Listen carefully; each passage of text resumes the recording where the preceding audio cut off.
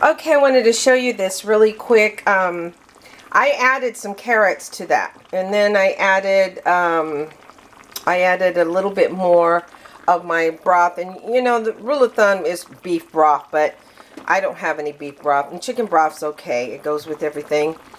And then I'm going to be adding a I found this little toy.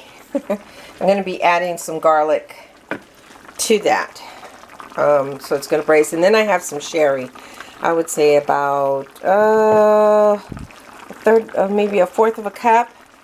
And you can add some red wine to this, but I'm adding some sherry to that.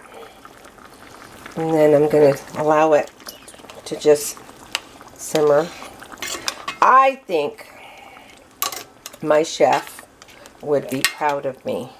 The chef that I used to have in my culinary, I think he would be proud. And this is my first time actually making lamb shanks.